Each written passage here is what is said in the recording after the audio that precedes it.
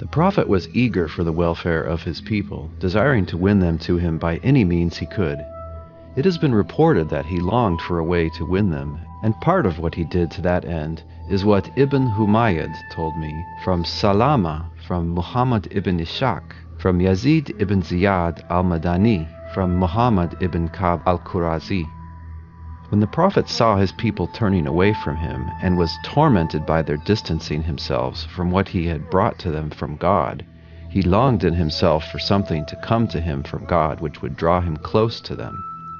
With his love for his people and his eagerness for them, it would gladden him if some of the hard things he had found in dealing with them could be alleviated. He pondered this in himself, longed for it, and desired it. Then God sent down the revelation.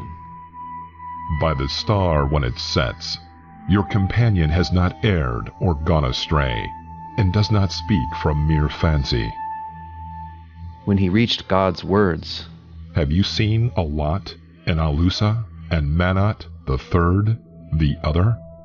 Satan cast upon his tongue because of what he had pondered in himself and longed to bring to his people. These are the high-flying cranes, and their intercession is to be hoped for. When the Quraysh heard that, they rejoiced. What he had said about their gods pleased and delighted them, and they gave ear to him. The believers trusted in their prophet with respect to what he had brought them from their Lord. They did not suspect any slip, delusion, or error. When he came to the prostration and finished the chapter, he prostrated, and the Muslims followed their prophet in it, having faith in what he brought them and obeying his command. Those polytheists of the Quraysh and others who are in the mosque also prostrated, on account of what they had heard him say about their gods. In the whole mosque there was no believer or unbeliever who did not prostrate. Only al-Walid bin al-Mughira, who was an aged sheikh and could not make prostration, scooped up in his hand some of the soil from the valley of Mecca and pressed it to his forehead. Then everybody dispersed from the mosque. The Quraysh went out and were delighted by what they had heard of the way in which he spoke of their gods. They were saying, Muhammad has referred to our gods most favorably. In what he has recited, he said that they are high-flying cranes whose intercession is to be hoped for. Those followers of the prophet who had emigrated to the land of Abyssinia heard about the affair of the prostration, and it was reported to them that the Quraysh had accepted Islam. Some men among them decided to return, while others remained behind. The angel Gabriel came to the prophet and said, O Muhammad, what have you done? You have recited to the people something which I have not brought you from God, and you have spoken what he did not say to you. At that the prophet was mightily saddened and greatly feared God.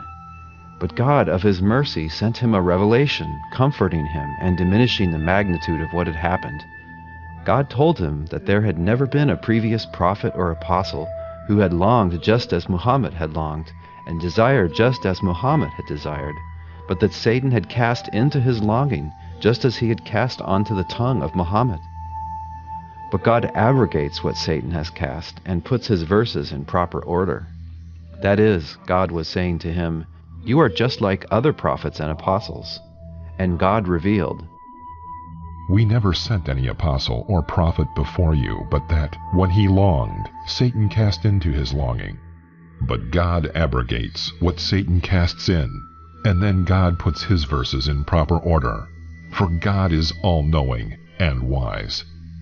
So God drove out the sadness from his prophet and gave him security against what he feared. He abrogated what Satan had cast upon his tongue in referring to their gods. They are the high-flying cranes whose intercession is accepted. He replaced those words with the words of God, when Alat, Alusa, and Manat, the third, the other, are mentioned. Should you have males as offspring and he females? That, indeed, would be an unfair division. They are only names which you and your fathers have given them.